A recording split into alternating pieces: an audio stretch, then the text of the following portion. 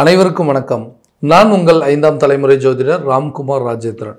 நம்ம இன்னைக்கு பார்க்க போற தலைப்பு தனுசு ராசி அன்பர்களுக்கு உங்களுடைய ராசிக்கு 12ஆம் இடமான விருச்சக ராசியில் செவ்வாய் பகவானுடைய பெயர்ச்சி தன்னுடைய சொந்த வீட்டில் ஆட்சி பலம் கொண்டு நடக்கக்கூடிய இந்த பெயர்ச்சி காலகட்டம் அப்படின்னு பார்த்தீங்கன்னா 27 அக்டோபர் 2025 முதல் 6/12/2025 வரை சுமார் 40 நாட்களுக்கு நடைபெறவிருக்கும் இந்த நிகழ்வு தனுசு ராசி அன்பர்களுக்கு வாழ்க்கையில் எந்த விதமான அற்புதங்கள் மற்றும் சிறப்போடு கொடுக்க போகுது அப்படிங்கிறத இந்த காணொலியில் தெளிவாகவும் துல்லியமாகவும் பார்க்கலாங்க.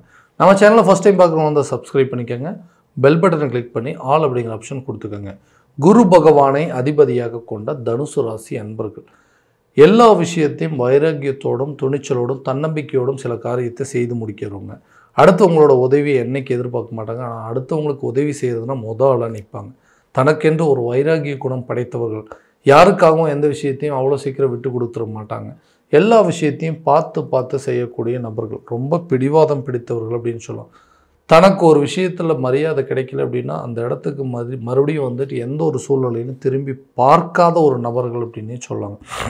மற்றவர்களுக்கு அட்வைஸ் செய்கிறதுனால அவங்களுடைய வாழ்க்கை நிலையை மாற்றி அமைக்கக்கூடிய ஒரு தன்மை அப்படிங்கிறது இந்த ராசிக்காரர்களுக்கு எப்போவுமே இருந்துகிட்டே இருக்குங்க. ஸோ இந்த செவ்வாய் பகவான் ஒருத்தருக்கு தைரியத்தையும் தன்னம்பிக்கையும் வீரம் மற்றும் விவேகம் ஆகிய அனைத்து அமைப்புகளும் கொடுக்கக்கூடியவர். நிலம் மற்றும் கட்டிடம் சார்ந்த யோகங்கள், அதே நேரத்தில் நீதித்துறை, காவல்துறை போன்ற அனைத்து யோகத்தையும் கொடுக்கக்கூடியவர். ஸோ இந்த காலகட்டங்கள் இதுவரைக்கும் தனக்கு நடந்த சில விஷயங்கள், நஷ்டங்கள், இழப்புகள் அப்படிங்கிறதெல்லாம் ரொம்ப ஜாஸ்திங்க. ஏன்னா நம்பி ஏமாந்தது தான் ரொம்ப மிச்சங்க. என் வாழ்க்கையில் இன்றைக்கி வரைக்கும் நான் வந்து அடுத்தவங்களை நம்பி தான் கெட்டு போனேனே தவிர யாரையும் நம்ப வச்சு நான் கெடுக்கலைங்க. எனக்கு மட்டும் ஏன் இந்த மாதிரி துரோகம் பண்ணுறாங்க அப்படின்னு தெரியுங்க. நான் விரும்பினவங்க கூட என்னை வந்து கூடவே இருந்து ஏமாற்றக்கூடிய அளவுக்கு சூழ்நிலை. யாரெல்லாம் நான் முக்கியமானவங்க நினச்சேன், யாரெல்லாம் எனக்கு தேவைன்னு நினச்சேன், யாரெல்லாம் என்னோடய வாழ்க்கையில் மிக முக்கிய பங்களிக்கிறாங்க அப்படின்னு நினச்சேனோ அவங்களே என்னை வந்து இன்றைக்கி நிறைய ஏமாற்றங்கள் அப்படிங்கிறது பண்ணிட்டாங்க. ஏன்னா கரெக்டான ஸ்டேஜில் திருமணம் அப்படிங்கிறது ஒன்று நடக்கலைங்க. எல்லாமே கரெக்டாக இருந்தும் எனக்குன்னு நடக்க வேண்டிய சில விஷயங்கள் அப்படிங்கிறது தடைப்பட்டுட்டே போயிட்டுருது. ஏன்னா கரெக்டான ஸ்டேஜில் திருமணம் நடக்கிறதுக்கு எல்லா வாய்ப்பும் இருந்ததுங்க. ஆனால் அது கரெக்டான டைமில் நடக்கலை. ஏதோ ஒரு காரணத்தினால எல்லாம் தள்ளி போயிட்டு எல்லாம் இருக்குது. ஆனால் எதுவுமே இல்லாத மாதிரி ஒரு சூழ்நிலை. எதையுமே என்னால் முழுமையாக அனுபவிக்கவே முடியலைங்க. அந்த மாதிரி ஒரு நிலை. யாருக்கு போய் உதவி செஞ்சாலுமே எனக்கு ஒரு பிரச்சனை அப்படின்னு சொல்லி கேட்டோம்னா எனக்கு வந்து முன்னாடி வந்து உதவி செய்கிறதுக்கு இன்றைக்கி யாருமே இல்லை. எல்லாரையும் அட்ஜஸ்ட் பண்ண தெரிஞ்ச எனக்கு ஆனால் மற்றவங்கள அட்ஜஸ்ட் பண்ணி போகக்கூடிய அளவுக்கு சூழ்நிலைகள் அப்படிங்கிறது இல்லை. இந்த காரணத்தினால தாங்க, அதாவது ஒவ்வொரு சில பிரச்சனைக்காக எல்லாத்தையும் அட்ஜஸ்ட் பண்ணி இன்றைக்கி மற்றவங்களுக்காக என்னுடைய வாழ்க்கை நிலையே மாற்றிட்டேன். ஆனால் என்னோடய குடும்பத்தில் இருக்கிறவங்க என்னை யாருமே புரிஞ்சிக்கல. எதையுமே ஏன்ப்பா விட்டு கொடுத்தே போக மாட்டேங்கிற, கொஞ்சம் விட்டு கொடுத்து போனால் அந்த பிரச்சனை தீரணும்னு சொல்கிறாங்கன்னா இந்த விட்டு கொடுத்து போகக்கூடிய மனநிலை எனக்கு இருந்தாலும் விட்டு கொடுத்து அந்த இடத்துல அதனால் சில அவப்பெயர்களையும் அதனால் சில பிரச்சனைகள் மட்டும்தான் சந்திச்சிட்ருக்கேன். கல்யாணம் பண்ணி போன இடத்துலையும் எனக்கு வந்து வாழ்க்கை சரியான விதத்தில் அமையல. அந்த மாமனார் மாமியார் மூலமாக சில பிரச்சனைகள், கணவன் மனைவி மூலமாக சில பிரச்சனைகள் அப்படின்னு சொல்லி எல்லா விஷயத்துலையுமே எனக்கு தேவையில்லாத குழப்பங்கள் மட்டும்தான் இருக்குது. பிரிஞ்சு போகிறதுக்கு யோசிக்கிறாங்க. யாருமே சேர்ந்து வாழணும் அப்படிங்கிறது யோசிக்க மாட்டேங்கிறாங்க. நம்மளை விட்டு எப்படா விலகி போவாங்கங்கிற அளவுக்கு யோசிச்சுருக்காங்க. தேவையில்லாமல் சண்டை வந்துகிட்டே இருக்குங்க. வாழவே பிடிக்காத அளவுக்கு ஒரு சூழ்நிலை, விரக்தி அப்படிங்கிறது அதிகமாக இருந்துச்சு. இந்த நிலையிலேருந்து வெளியே வரணுங்க. ஏதாவது ஒரு சூழ்நிலையில் நான் நினச்ச மாதிரி ஒரு வாழ்க்கையை நான் வாழணும் அப்படின்னு யோசிக்கக்கூடிய நபர்களுக்கு இந்த காலகட்டங்களில் உங்களோட வாழ்க்கையில் நிறைய மாற்றங்களையும் முன்னேற்றங்களையும் கொடுக்கக்கூடிய ஒரு காலகட்டமாக இருக்க போதுங்க. வெளியூர் மற்றும் வெளிநாடு சம்மந்தப்பட்ட வேலைக்கு முயற்சி பண்ணுறவங்களுக்கு இது ஒரு நல்ல அற்புதமான காலகட்டமாக இருக்க போது. வேலை சம்மந்தப்பட்ட யோகங்கள் அப்படிங்கிறது அது வெளியூராக இருக்கட்டும், வெளிநாடாக இருக்கட்டும், ஒரு இடத்துல இருந்து இன்னொரு இடத்துக்கு மாற்றம் பண்ணக்கூடிய முயற்சிகளாக இருக்கட்டும், இந்த நேரத்தில் கண்டிப்பாக பர்ஃபெக்டாக நடக்கும். ஏன்னா இந்த 12ஆம் இடம் என்று சொல்லக்கூடிய விரய மோட்ச ஸ்தானங்கள், வெளிநாடு சம்மந்தப்பட்ட யோகம், தூக்கம், அதே போல் சுகம் சம்மந்தப்பட்ட அனைத்து அமைப்புகளையும் கொடுக்கக்கூடியவருங்க. இந்த காலகட்டங்களில் நீங்கள் எடுக்கக்கூடிய முயற்சி வெளியூர் மற்றும் வெளிநாடு சார்ந்த யோகங்கள், இடமாற்றம் சம்மந்தப்பட்ட முயற்சிகள், புதிய வேலைக்கு உண்டான வாய்ப்புகள் எல்லாமே கட்டாயமாக அமையும். வேலை கிடைக்கலைங்க, வேலை வந்து இருந்த வேலையை விட்டுட்டு வந்துட்டேன் அப்படின்னு யோசிக்கிறவங்க கூட புதுசாக ஒரு வேலை கிடைப்பதற்கான வாய்ப்புகள் அப்படிங்கிறதும், புதிய ஒப்பந்தங்கள் உங்களை தேடி வருவதற்கான சூழல் அப்படிங்கிறதும், வேலை செய்கிற இடத்துல இதுவரை இருந்து வந்த ப்ரெஷர் அப்படிங்கிறது கண்டிப்பாக குறையுங்க. தொழில் தொடங்குவதற்கான முயற்சிகள், தொழிலில் நிறைய பிளான்ஸ் எல்லாம் கொண்டு வந்திருக்கீங்க. அந்த பிளான்ஸை கரெக்டான டைமில் இம்ப்ளிமெண்ட் பண்ணணும்னா அதற்குண்டான காலகட்டங்கள் தான். ஸோ தொழிலை விரிவுபடுத்தணுங்க. பிஸ்னஸ் வந்து அடுத்த லெவலில் கொண்டு போகணும். எத்தனை நாளைக்கு இதே பிஸ்னஸ் மறுபடியும் அதையவே பண்ணிவிட்டு அதே லெவலில் போயிட்டுருக்கோம். நம்ம அடுத்த லெவலுக்கு மூவ் ஆகணும். அதுக்கு என்ன பண்ணணுங்க? புதுசாக சில பிஸ்னஸ் அடிஷ்னலாக ஸ்டார்ட் பண்ண முடியுங்க. புதிய பிரான்ச்சஸ் ஓப்பன் பண்ணுறதுக்கான வாய்ப்புகள் அப்படிங்கிறது, உங்கள் பிஸ்னஸை வந்துட்டு ஏதாவது ஒரு விதத்தில் விரிவுபடுத்துறதுக்கான சூழல், எல்லா முயற்சியும் இந்த காலகட்டங்களில் கண்டிப்பாக பிரதிபலன் அப்படிங்கிறது கொடுக்கும். தொழிலில் வந்து நல்ல லாபகரமான சூழ்நிலை இருக்கும். இது வரைக்கும் இருந்து வந்த நஷ்டங்கள் அப்படிங்கிறது விலகுங்க. தொழிலில் வந்து நல்ல லாபகரமான சூழல் ஏற்படுங்க. அதே நேரத்தில் பல தொழிலை தொடங்குவதற்கான அடிஷ்னல் பிஸ்னஸ் ஸ்டார்ட் பண்ணுறதுக்கான யோக காலகட்டங்கள் இந்த மாதிரி இருக்கும். தொழில் ரீதியாக வெளியூர் மற்றும் வெளிநாடு சம்மந்தப்பட்ட ட்ராவலிங் அப்படிங்கிறது உங்களுக்கு கண்டிப்பாக இருக்கக்கூடிய காலகட்டமாக இருக்க போகும். ஸோ திருமணம் சம்மந்தப்பட்ட யோகம், திருமணம் அப்படிங்கிற ஒரு விஷயத்தினால தான் இன்றைக்கி நான் பட்ட அவமானங்கள், வலிகள் ரொம்ப ஜாஸ்தி.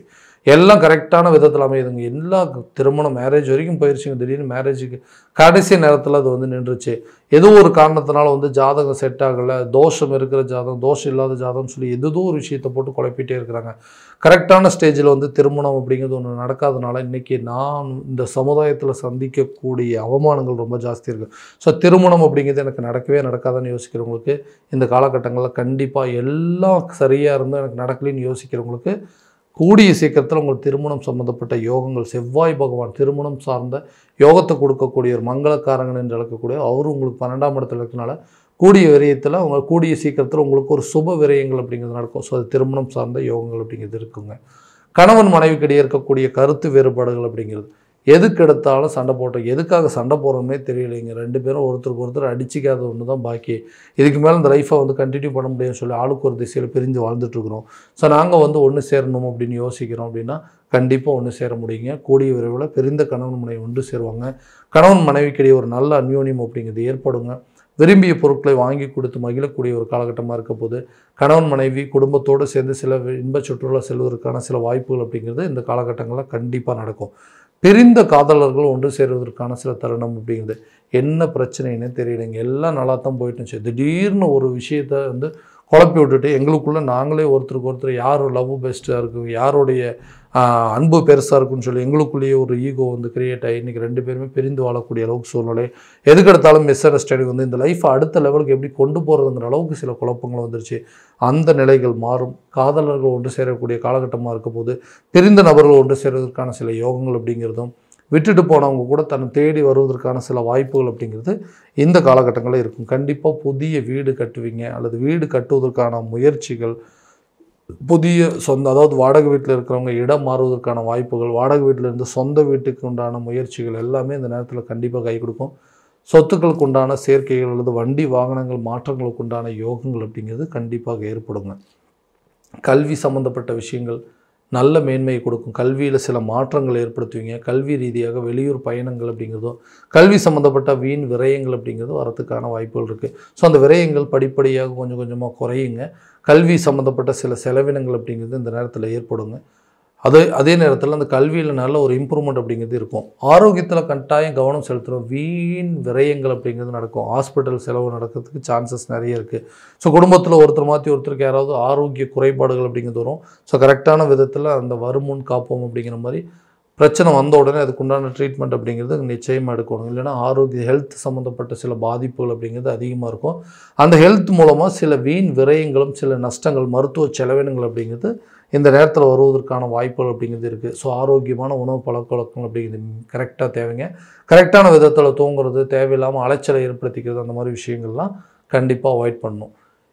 அடுத்த விஷயம் இந்த கடன் சம்மந்தப்பட்ட பாதிப்புகள் எல்லாத்துக்கும், அதாவது யாருக்கோ வந்து ஹெல்ப் பண்ண போய் யாருக்கோ வந்து பணம் வாங்கி கொடுத்து போய் இன்றைக்கி அந்த பணத்துக்கு வட்டி நான் தான் கட்டிகிட்டு இருக்கிறேங்க. கடனை எப்படியாவது அடைக்கணும். அந்த கடனால் நிறைய மன உளைச்சல்கள் அப்படிங்கிறது ஏற்பட்டுருக்கு. கடனால் எனக்கு சரியாக தூக்கமே இல்லை. எப்போ தான் இந்த கடனை அடைப்போம், இதனால் வந்து நான் இழந்த இழப்புகள் அப்படிங்கிறது ஜாஸ்தி. உடன் பிறந்தவங்க, கூட இருந்தவங்க, சொந்த பந்தங்கள், குடும்பத்தார் எல்லாருமே என்னை வந்து பகையை பார்க்க ஆரம்பிச்சிட்டாங்க. இந்த கடனால் தான் உனக்கு இன்றைக்கி இவ்வளோ பிரச்சனை, இந்த கடனால் தான் இன்றைக்கி எல்லாத்தையும் இழந்து நிற்கிறங்கிற அளவுக்கு பேர் வந்துருச்சு. அந்த கடனை எப்படியாவது அடைக்கணும், இதனால் நஷ்டங்கள்லேருந்து நான் வெளியே வரணும்னு சொல்லி கடன் வாங்கியாவது ஏதாவது ஒரு இடத்துல கடன் அடைக்கணும், வட்டியை குறைக்கணும் அப்படின்னு சொல்லி போராடிட்டு இருக்கீங்க. அந்த கடனை எப்படியாவது அடைப்பீங்க. கடன் இல்லாத ஒரு வாழ்க்கையை வாழ்வதற்கான முயற்சிகள் உங்களுக்கு கண்டிப்பாக நல்ல பலன் அப்படிங்கிறது கொடுக்குங்க. ஸோ இது வரைக்கும் பார்த்ததெல்லாம் கோச்சார ரீதியான பலன்கள் மட்டும்தான். இந்த பலன்கள் அனைத்தும் உங்களுக்கு நடக்குமானா உங்களுடைய சுய ஜாதகத்தை முழுமையாக தெரிஞ்சுக்கிட்டு அதற்குண்டானபடி சில முயற்சிகள் எடுத்தீங்க அப்படின்னா கண்டிப்பாக நல்ல பலன் அப்படிங்கிறது கொடுக்கும். உங்கள் ஜாதகத்தை எங்கிட்ட பார்க்கணும்னு விருப்பப்பட்டீங்கன்னா கீழே தெரியுற நம்பருக்கு காண்டாக்ட் பண்ணி அப்பாயின்மெண்ட் ஃபிக்ஸ் பண்ணிக்கோங்க.